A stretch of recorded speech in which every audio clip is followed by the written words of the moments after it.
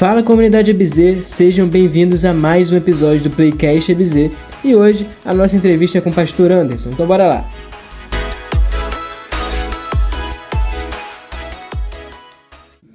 Bom, nosso entrevistado de hoje é o Pastor Anderson, ou Dercinho, ou tá dando tchau ninguém. Ou Dercinho, ou Paps, papai, paizão. Os meus meninos íntimos. Cada pessoa chama de um jeito. Bom, primeiro a gente quer saber quem é o Pastor Anderson. De onde veio, o que faz. De onde vim, o que come, o que bebe. O que faço da vida? O que faço da vida. O que eu comi hoje de manhã, hein? Eu sou o Anderson, nascido e criado no Jockey, aqui no nosso bairro mesmo. Sempre fui da Ebenezer desde os meus 13 anos de idade. Antes disso eu fui de uma Assembleia de Deus lá no bairro Merino quando eu era bem criança, levado pelos meus tios. Depois eu fui junto com minha mãe, a conversão da minha mãe e tudo mais foi numa Assembleia de Deus lá no Barreto, levado pela madrinha dela. E eu, pequeno ali, um jovem com uns 10 anos de idade, 11 anos mais ou menos, me converti ali, né?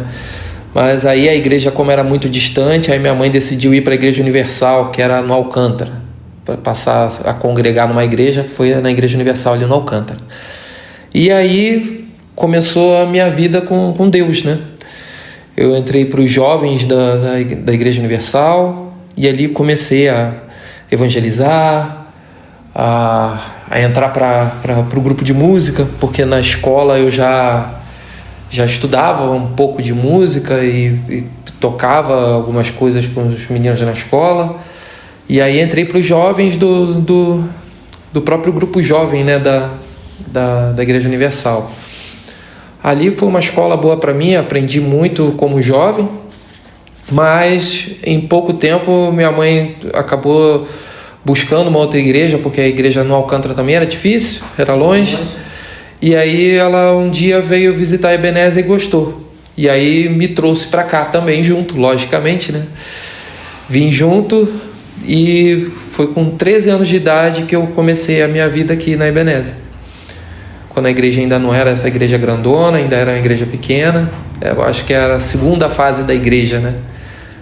Então, por isso que eu sou ainda um dos, vamos dizer, um dos patrimônios da Ebenezer aí. Um veterano. Patrimônio cultural histórico. Isso aí. Então, esse foi o início da minha história, né, na Ebenezer. E hoje, então, estou aqui hoje casado com a Débora, pai de 2 filhos, quem diria eu, com meus 40 anos já. Então já são, pode-se contar aí, 27 anos de Ebenezer. Nossa, nem eu tinha feito essa conta toda ainda. Então são 27 anos de Ebenezer. Então, hoje eu sou fotógrafo, né? Já desde 2011 eu sou só fotógrafo de casamentos e seguindo essa vida, cuidando do Ministério de Louvor há muitos anos também já. Acho que eu fui o líder mais longo do Ministério de Louvor até agora. Acho que desde que eu me entendo por gente, sou o líder. É porque você é gente há pouco tempo. Eu sou gente há pouco tempo. Você, quando era adolescente, você sempre quis música? Sempre gostou? Na verdade, eu acho que meu padrasto tinha um violão, né, em casa. Ele sempre teve violão, ele brincava de tocar. Então eu me interessei pelo instrumento porque ele tinha, o instrumento tá ali, eu falei assim, quero aprender a tocar isso um pouquinho, né? Aí na época ele, para me incentivar, comprou para mim revistinha, que antigamente vendia na banca de jornal, revistinhas que vinha com método de violão, cifra de músicas. As revistinhas eram temáticas. Aí eu lembro até hoje que ele trouxe a revistinha, era Nossa, olha o barulho lá. É o inimigo. É o inimigo afrontando o podcast. Mas ele comprou a revistinha, era a revistinha da novela Rei do Gado na época, que vinha com as músicas, temas da novela. Então eu comecei a tocar aprendendo com as músicas da novela, músicas que eu nem gostava, mas ele comprou a revistinha, era a que eu tinha, aí eu comecei a aprender ali. E foi bem no início que eu estava começando começar a entrar para o 2º grau na escola, que é o ensino médio, né? Hoje é ensino médio, para você ver como é que eu tô velho. Na minha época era 2º grau. Então, quando eu fui pro ensino médio, que aí tinha muitos meninos lá aprendendo a tocar violão, eles ficavam tocando Legião Urbana na época, aí me interessou muito em aprender mais, porque as pessoas em volta de mim na escola eram muito envolvidas com música, então isso me interessou mais ainda. E quando eu vim para Ebenezer, né, eu via o Ministério de Louvor aqui, era muito maior do que o que eu tinha lá no grupo jovem na Universal, porque a Igreja Universal, dentro do templo, era só um tecladista cantando e pronto. Não tinha uma banda, não existia banda. No grupo jovem lá tinha uma banda, mas a banda era muito pequena. Só tinha uma bateria, uma guitarra e um baixo. Às vezes nem baixo tinha, era só bateria e guitarra. E muito mal tocada, porque era eu que tocava na época.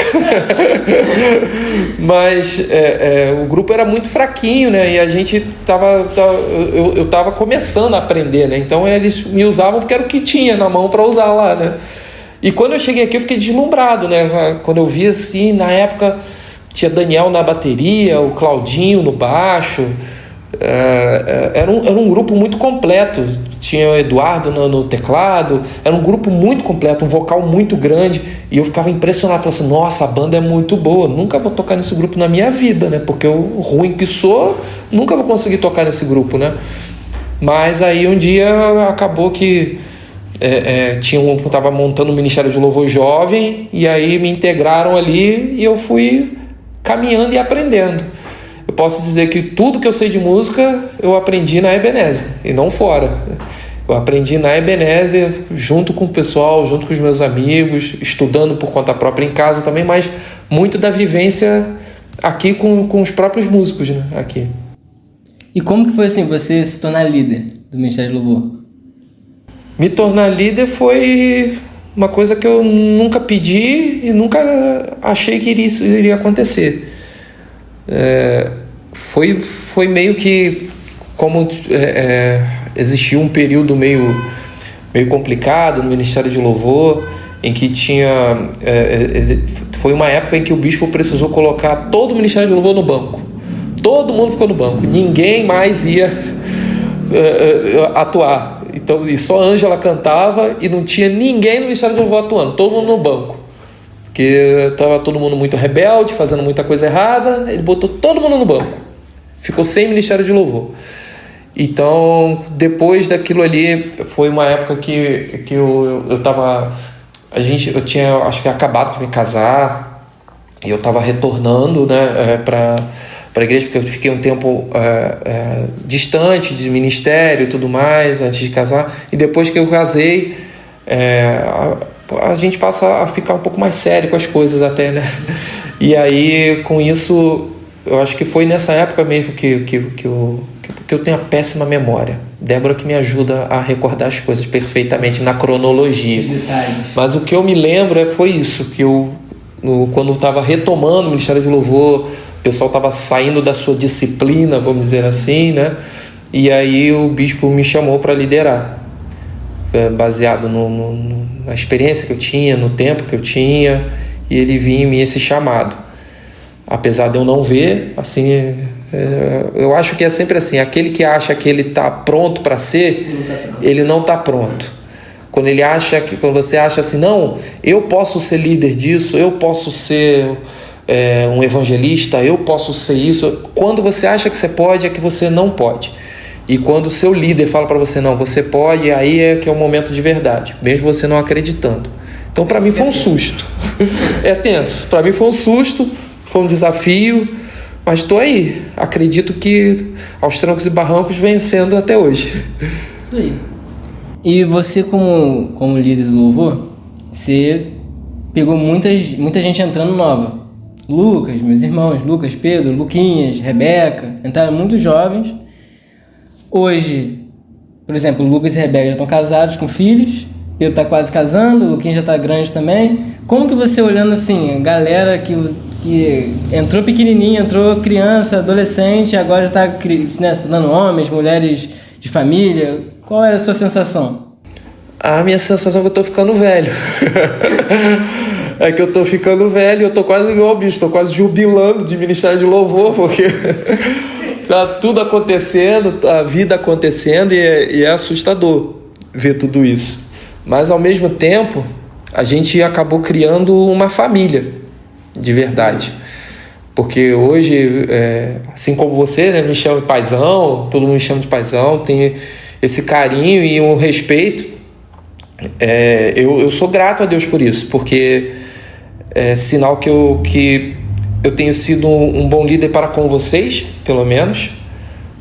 Talvez pela minha complacência gigante, que eu deixo passar muita coisa, mas eu acredito que é porque eu tenho sido um bom líder para vocês, e por isso esse carinho é recíproco, né? Mas ver tudo isso acontecer, ver a vida passar na minha frente assim, e tá todo mundo ali junto comigo, depois de tantos anos, é muito gratificante. É o sentimento literalmente de família, que toda vez que a gente se reúne eu falo, cara, a gente é família, e é literalmente isso, porque todo mundo cresceu junto comigo ali, sabe? E todo mundo já tem uma intimidade, não tem, sabe? Não, todo mundo chega, fala, conversa, Isso é muito legal, porque todo mundo cresceu ali junto. Lucas e Rebeca, mesma idade praticamente, a gente cresceu juntos. Aí agora, tipo assim, a minha geração, eu, Lucas e Pedro, Lucas e Pedro, crescemos juntos. Então, assim, é muito legal saber isso, porque é uma amizade que já dura muito tempo. Eu sou daqui desde pequeno, então é legal ver que, o pessoal continua sendo amigo, isso é muito interessante. Agora eu torço para vir uma nova geração, né? Porque hoje a gente vê, por exemplo, o Lucas, o Pedro, eles se inspiraram vendo outros tocarem, foram motivados e estudaram para isso. Lucas, seu irmão, né, por exemplo, começou admirando Daniel. Luquinhas Alves passou a admirar o Lucas Cavalieri tocando. Então hoje eu me preocupo de não ver uma geração hoje que olha para o Ministério de Louvor e fala assim, caramba, eu queria fazer isso um dia, né? Eu não vejo tantos jovens interessados por música hoje. Meu medo hoje é a próxima geração, qual vai ser, né? Porque eu não posso estar com 70 anos liderando louvor, né? Mas precisa de uma nova geração. Precisa de uma nova geração vir. Eu acho que antigamente tinha mais sede, né? As pessoas, os jovens, adolescentes, tinha mais sede. Nossa, eu quero tocar. Porque se ver foto do Ministério de Louvor antigamente é muita gente. Tinha muito mais gente do que hoje. Hoje uma das nossas dificuldades é essa, né? É a nossa mão de obra. Que, por exemplo, hoje o Ministério de Louvor, a quantidade de pessoas que tem é pouca, a gente não tem uma escala. Não tem como fazer escala. Antigamente, quando eu era jovem, existia escala. Eu tocava num domingo, no outro eu não tocava. Tinha escala. Então, hoje, não tem como fazer isso. E a gente vê que quando falta um, já prejudica tudo.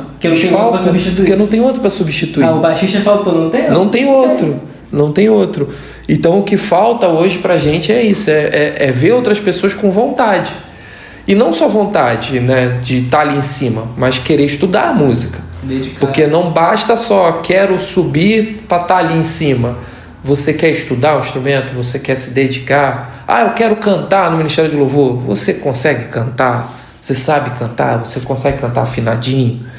Porque não basta só a gente querer, né? A gente tem que saber fazer. Se é meio desafinado, mas tem vontade, entra numa aula. É igual chegar pro bispo, deixa eu pregar no domingo à noite.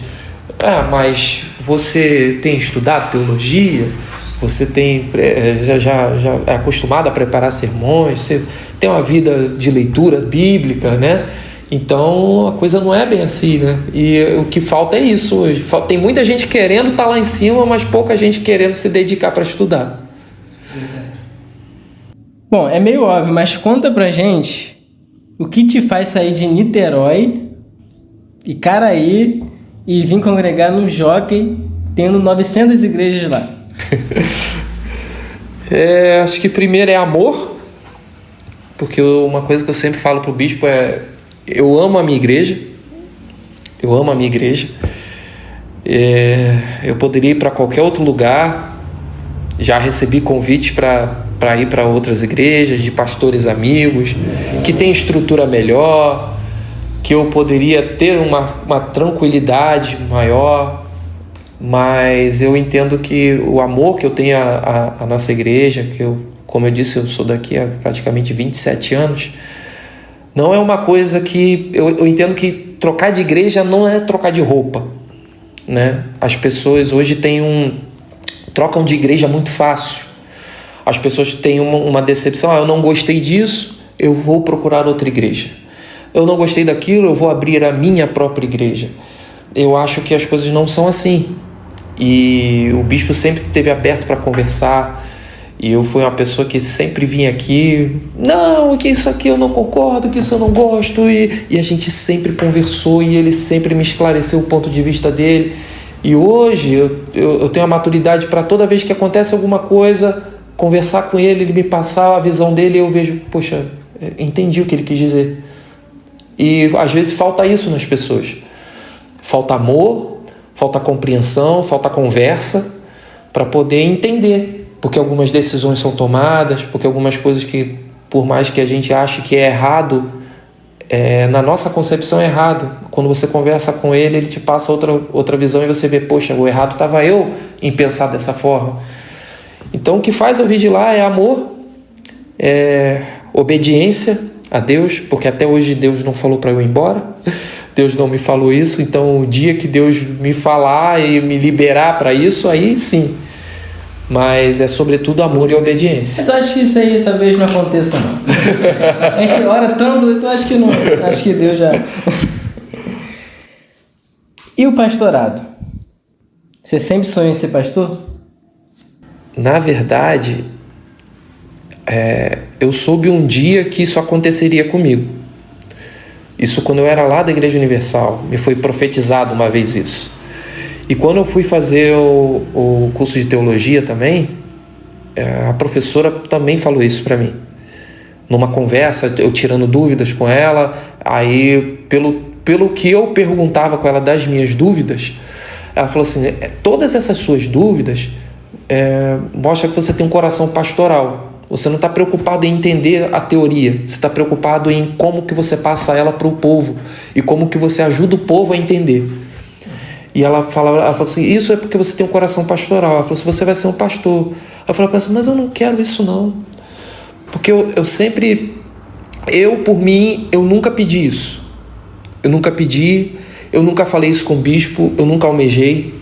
Tanto que o dia em que ele falou para mim que isso iria acontecer, eu me assustei. E falei assim: mas eu? Ele: sim, você tem um chamado para isso. E eu nunca falei para ele sobre isso. Eu nunca falei para ele o que me foi profetizado quando eu era moleque. Eu nunca falei para ele o que me foi falado quando eu estava no meu curso de teologia. Eu nunca falei, porque na verdade eu nunca quis isso. Eu até estranho quando alguém chega para mim e fala assim: pastor Anderson, eu sinto um peso muito grande. Porque eu entendo que o pastorado, ele exige muito. E eu sempre falo assim: eu não consigo dar tudo aquilo que eu acho que deveria ser dado quando você é um pastor. Eu não sei se é porque hoje a minha vida é muito mais complicada por ter 2 filhos pequenos, por eu ter um trabalho, né? Eu não vivo da obra, né? Eu não recebo nada por ser pastor, né, Ebenezer, né? Eu sempre admirei muito a vida do bispo. Foi uma vida de renúncia, né? Renunciou ao trabalho fora, a segurança de um trabalho fora, e viver só da obra não é fácil. Apesar de muitas pessoas acharem que é fácil, convido a qualquer um que quer tenta fazer isso para você ver se você consegue, né? Não é fácil. Eu digo o seguinte: ser pastor é uma responsabilidade, é um peso, mas é uma honra também. E eu não consigo usufruir dessa honra.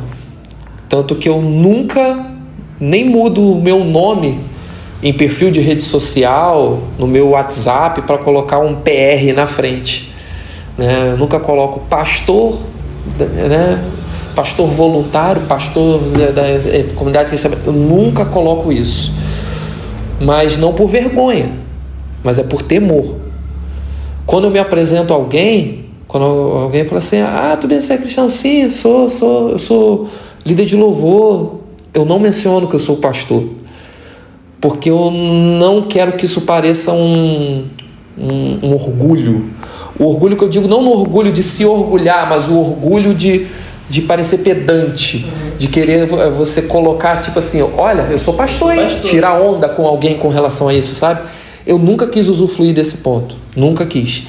Então, sempre que alguém descobre que eu sou pastor, é porque outra pessoa falou, e nunca porque eu me coloquei como, né? Mas se alguém perguntar, você é pastor? Lógico que eu vou responder que sim, mas nunca vou usar isso, nunca vou usufruir do meu título para benefício próprio, né? Chegar tipo assim, oi, pastor. Prazer. Tem pastores que corrigem as pessoas, né? Quando a pessoa chega assim, oi, Anderson. Não, pastor Anderson. Tem pastor que corrige as pessoas, né?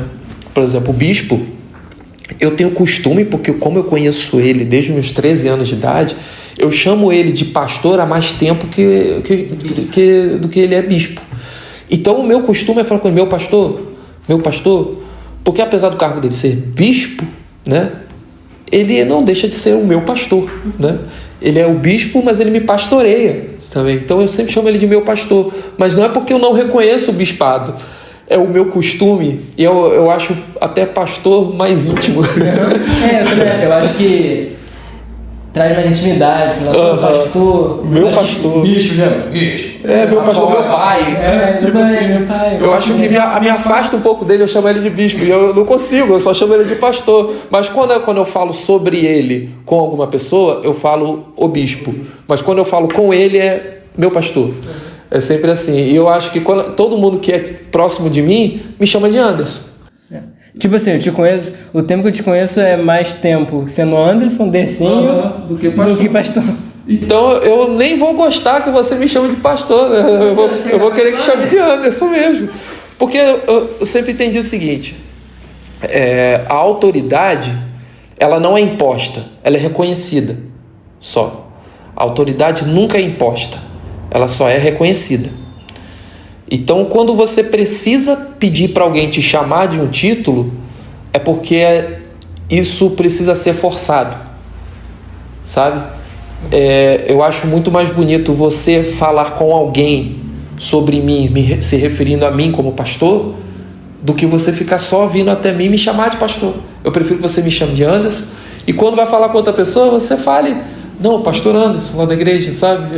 Aí é diferente, aí você reconhece em mim, mas quando está comigo, sou eu e você, né? E assim para com todos, né? Eu me assusto, às vezes algumas pessoas que não têm intimidade comigo na igreja falam, pastor Anderson, eu estranho até hoje, e eu acho que eu vou estranhar a vida inteira. Assim, eu sempre chego para as pessoas e falo, pastor Anderson falou, pastor Anderson, vou falar com o pastor Anderson, porque né, pastor, mas com você eu nunca consigo te chamar, toda vez que eu te chamei de pastor, eu forcei, tipo assim, vou falar com ele, ei pastor Anderson, aí eu uso, mas assim, normalmente quando eu vou falar é Anderson, Andercinho. Até o pastor Geudi, eu chamo ele de Geudi. Eu só chamo ele de Geudi, eu não consigo chamar ele de pastor Geudi. Só na frente de outras pessoas que eu forço isso. Eu tenho que falar pastor Geudi, senão vão achar que eu não estou respeitando ele, né? Mas eu não consigo, né? Por exemplo, pastor Paulo. Eu conheço ele como pastor Paulo desde que ele entrou na igreja. Então eu chamo ele de pastor Paulo, pastor Paulo, pastor Paulo. Não tem como chamar ele de... não tem como chamar de Paulo, Edson, né? O pastor vem antes. A pastora Viviane. Eu conheço ela como tia Viviane. Às vezes eu falo tia Viviane, não, pastora Viviane. Eu falo tia Viviane. Às vezes eu me refiro com as pessoas, tia Viviane. Não, pastora Viviane. É a mesma dificuldade, é a mesma coisa. Acostumado. Igual a pastora Aline. Agora eu acostumei a chamar ela de pastora Aline. Mas antes eu chamava de tia Aline. Porque quando eu na congregação ela me dava aula na salinha, então era tia Aline. Escola dominical, tia Aline. A mesma coisa. Demora. Qual é o seu maior desafio de ser um pastor jovem nos dias atuais? Eu já não me considero tão jovem, né? Com 40 anos, mas eu tenho uma mente jovem, vamos dizer assim. Uma disposição não tão jovem, né? Às vezes um velho meio ranzinza em casa, com algumas coisas, que dá pra falar assim, você parece um velho, não sei o quê. Mas é porque chegou a minha idade, né? Meus 40.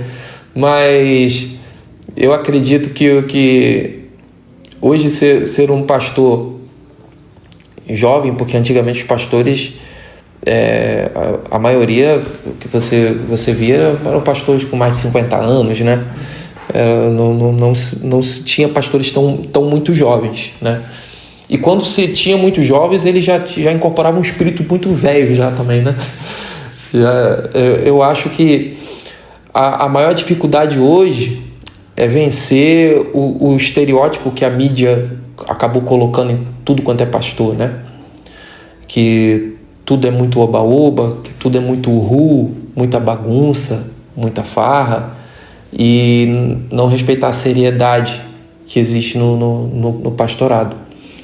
Eu acho que hoje o maior desafio também é se tornar uma referência, um espelho para uma geração que está cada vez mais influenciada por rede social, né? Ser espelho só com sua vida, pregar só com a sua vida, sem conseguindo vencer a força que a mídia e a rede social tem, os influencers têm na vida das pessoas, né? Porque hoje a gente vê muito influencer que se diz cristão, lê Café com Deus Pai, fica postando aquelas frases lindas e maravilhosas, mas a vida está toda errada e se torna referência para os jovens, e os jovens acham que a vida cristã é aquilo ali. Hoje eu acho que o maior desafio é esse, é mostrar que a nossa vida simples, normal, e dedicada a Deus, ela é a vida melhor do que a aparência dessas redes sociais. Hoje tem muito cristão de Instagram, instagramáveis. É o Café com Deus Pai. Todo mundo vai dizer Café com Deus Pai. Agora o café tá caro, é café com... água com Deus Pai. Água com Deus Pai. Mas você tira foto, aí bota lá, Mas a vida tá toda errada. A rede social, né, a rede social é feita de recortes. Então, todo mundo pode colocar só o recorte da parte boa, da parte que ela quer que as pessoas vejam, a parte que ela quer que as pessoas acreditem que ela é, né? E isso eu digo até de alguns pastores que são famosos, porque muitos não são referência de vida e estão se colocando como referência de vida, e agrada tanto o mundo fica tão deslumbrado, acha tão lindo, e o mundo segue só aqueles recortes, porque aquele pastor também não quer confrontar a parte errada da vida das pessoas. Ele só quer amaciar o ego, e as pessoas estão seguindo só essas coisas. O famoso coach. O coach. Qual é a sua maior experiência com Deus, sim, toda a sua caminhada cristã? Sem dúvida nenhuma, a maior experiência minha com Deus foi o milagre de ter o Bernardo, né? Sem dúvida. E o Guga também, que foi outro, né? Foi mais um milagre, mas eu acho que a maior experiência foi essa. E é que eu sempre falo que é quando eu nunca posso esquecer do quanto Deus é capaz de fazer uma coisa quando você vê que você não consegue fazer nada.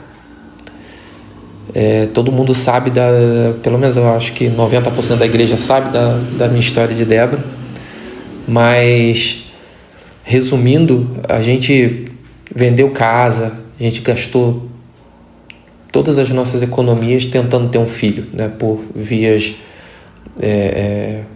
usando a medicina, né, porque a gente não podia ter filhos, então a gente precisou recorrer à medicina para tentar ter um filho. E você vê que você fazendo toda a sua força, tudo que você pode, usando todos os recursos, você ainda assim não consegue algo, e você olhar para Deus e falar assim, caramba, nem Deus está fazendo, eu não consigo fazer, e nada acontece, né? E de repente você vê por um milagre acontecer sem procedimento nenhum, médico falando que era impossível, que não tinha como, mesmo tendo o resultado que Débora está grávida, a médica falou assim, mas não tinha como ela estar grávida, a médica não entendeu o porquê. É você olhar e falar assim, cara, Deus faz o impossível mesmo. Porque uma coisa é você pregar e ter fé e acreditar em Deus, né? Porque a fé é aquilo, é certeza daquilo que você não vê. E você ter a certeza, uma fé inabalável, mas você não vê aquilo acontecer. Quando você não vê um milagre, é uma coisa. Agora, quando você vivencia, você, na sua vida, é uma prova da existência de Deus, do poder de Deus, e que Ele está fazendo até hoje. Hoje Ele faz o que Ele... O mesmo Deus que abriu o Mar Vermelho está fazendo milagre hoje ainda. Então, para mim, a minha maior experiência com Deus foi essa. Não, sem dúvida nenhuma. Já vivi outras experiências, sim. Deus já nos supriu financeiramente quando precisamos, já curou. Eu já vi outras experiências, né? Mas uma experiência de algo que era realmente impossível, eu nunca tinha vivido. E quando o impossível se deparou para mim, eu pensei assim, eu não vou conseguir. Porque um dia, também uma outra experiência que a gente viveu com Deus, foi que uma conhecida nossa, ela ficou doente com câncer, ficou internada lá em Macaé. A gente ia para lá direto para dar um suporte, para ajudar a estar junto do marido dela, que era nosso amigo, e a gente acreditava muito na cura dela. A gente orava, era uma igreja inteira orando, a gente vendo tudo aquilo ali, aquele mover, me encheu muito de fé. A Débora também, a gente viu que assim, cara, vai acontecer, né? E ela não foi curada, ela morreu. E aquilo me abalou muito na época, né? Porque eu fiquei assim, Deus, eu jurava que o Senhor ia fazer alguma coisa. E eu cria tanto que no dia do velório eu pensava assim, ela vai levantar dali. A minha fé era tanta que eu falei assim, essa mulher vai ressuscitar, ela vai levantar. Deus, não, essa história não vai terminar assim. Isso é o fim, terminar assim. Que Deus é esse? Então, quando aquilo aconteceu, eu fiquei muito descrente. E aí, depois, quando a gente passou o nosso processo com Deus, eu lembro que eu falei assim para Deus, Pai, se eu conseguir ter um filho porque o procedimento médico deu certo, eu não vou te dar o crédito de um milagre. Eu vou dizer que conseguimos ter um filho, que o Senhor abençoou, nos ajudou, mas eu nunca vou dizer que foi um milagre, porque se eu não tivesse dinheiro eu não iria conseguir.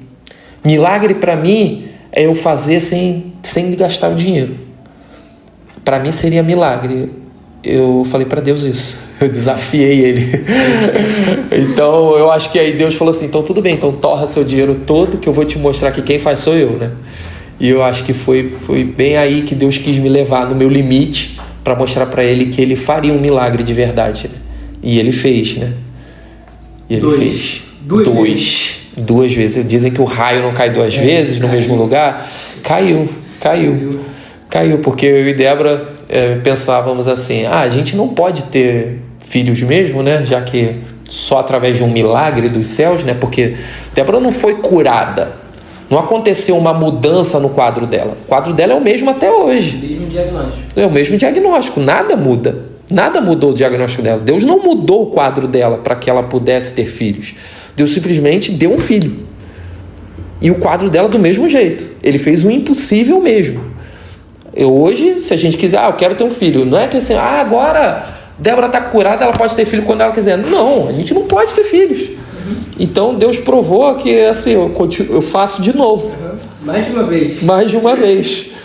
Então, Deus que deu os nossos dois filhos, né? Porque a gente pensou assim, não, a gente teve um e é um só. E de repente, Débora sempre teve no coração dela ter 2 filhos. E aí, de repente, pum, segundo filho. A gente, nossa, Deus fez. Quando Débora me contou, foi naquele passeio, final de ano, acho que foi final de 2023. Eu não tava acreditando, achei que ela tava brincando. Eu fiquei assim, não é possível. Mas foi assim com a gente também, né? A gente fica assim, mas não tem como, meu Deus. Mas o Senhor fez um milagre de novo, a gente sem nem orar, sem nem pedir. A gente antes estava clamando muito, orando muito, né? Dessa vez sem fazer nada, o Senhor fez, simplesmente assim. Então isso prova que Deus, Ele sonda os desejos do nosso coração. E mesmo quando você acha assim, não, vou nem pedir mais nada ao Senhor, né? Porque o Senhor já fez isso aqui para mim. então vou nem pedir mais nada, aí eu tô querendo demais. Deus não, ele falou assim, não, meu filho, não tinha terminado ainda, tem mais um ainda para vir. Você não queria 2 filhos? Teu coração não era isso? Então eu vou te dar 2. Vou te dar 2 filhos. Mas será que parou no segundo? No coração da gente era só 2, né? A não ser que Deus fale assim, não, eu que quero que tenha um terceiro, aí sim, aí amém. Ele pode fazer se ele quiser, mas porque eu tô aqui só para obedecer a ele, mas se for pela nossa vontade, são só 2 mesmo e amém. Agora, e sobre o futuro? O que o seu coração anseia, o seu coração de pastor, de pai, como que ele anseia pro futuro? O que eu anseio é ver, a única coisa que eu peço é meus filhos na casa do Senhor, tendo eu e a mãe dele como referência de serviço na obra. Se ele vai ser do louvor, amém. Se não vai, amém também. Só quero que ele seja um servo, só quero que ele seja fiel a Deus, que ele sirva na igreja, seja sendo um diácono, ou sendo na portaria, pregando, ou sendo do louvor, o que for. Que seja um servo de Deus. Os 2, né? Seja. Que veja a gente como espelho, família que ora em casa, que a gente está sempre buscando o Senhor nos momentos de dificuldade, dando bom dia para o Senhor de manhã em casa, dando boa noite para o Senhor, e eles tendo essa referência, para que eles nunca se desviem do caminho. O que eu quero para o futuro dos meus filhos é isso. Agora, eu como pastor, eu não anseio nada. O que eu peço é que, vamos dizer assim, o que eu anseio? O que eu anseio é que eu cumpra o propósito que o Senhor tem para mim. Eu sei qual é? Eu não sei. O que vai ser da minha vida pastoral, se eu continuarei aqui, se eu irei para outro lugar, eu não sei. Eu não quero nada. Porque assim como eu não pedi para ser pastor, eu não vou pedir a Deus para Ele fazer o que eu quero na minha vida pastoral. Eu quero que o Senhor faça o que Ele quer, o que Ele tem para mim, o que Ele precisa que eu faça, que Ele fale para mim e me encaminhe para que eu faça aquilo que tem que ser feito. Se um dia for para ser um pastor velhinho aqui, que eu seja, amém. Se é para servir aqui o resto da minha vida, que eu sirva. Se for para ir para outro lugar, o Senhor vai te levar para outra cidade, para outro lugar, agora é outro tempo, amém. Eu faço aquilo que o Senhor mandar, mas eu não tenho pretensão nenhuma, nenhum planejamento futuro assim, eu quero isso para minha vida, sabe? Não. O que eu quero é ter meus filhos bem, na casa do Senhor, encaminhados na obra. Agora, se a obra vai ser aqui ou outra, porque eu não vejo como assim, as pessoas pensam muito em grandiosidade de ministério. Elas entendem que elas só estão cumprindo o propósito de Deus se elas estiverem alcançando multidões. Isso é um orgulho pessoal para muitas pessoas. Para mim, cumprir o que o Senhor tem, combater o bom combate, é isso que o bispo tem feito. Ele está aqui, ó, com essa igreja de pé, porque se ele não estivesse aqui, quem é que estaria? Né? Precisa de alguém para alcançar multidões e precisa de alguém para cuidar de centenas, precisa de alguém para cuidar de 10, precisa de alguém para cuidar de 5 e até de 1. Então o Senhor ele tem um chamado para cada um. O problema é as pessoas considerarem assim, o bispo não é um pastor de sucesso, a igreja dele só tem 50 membros, 100 membros. Então sucesso é relativo, sucesso é cumprir o chamado que o Senhor tem. Mas o Senhor chamou a gente para ir às nações. Mas não sai todo mundo para as nações, alguém tem que pregar para a nação que você está também. Alguém tem que pregar no jogo. Alguém tem que pregar as nações, alguém tem que pregar aqui, alguém tem que pregar para o bairro, alguém tem que pregar para a cidade, né? Então vai existir cada um com um chamado, e cada um na sua porção e na porção que o Senhor tem para cada um, né? Então meu anseio é só cumprir a vontade dele. Ele faz o que ele quiser, assim como ele deu o filho como ele quis. Quem sou eu para ficar desafiando ele agora? Bom, chegamos ao final desse episódio, desse bate-papo. Obrigado por ter aceitado o convite e esperamos vocês no próximo, gente. Tchau. É isso aí. Tchau, tchau.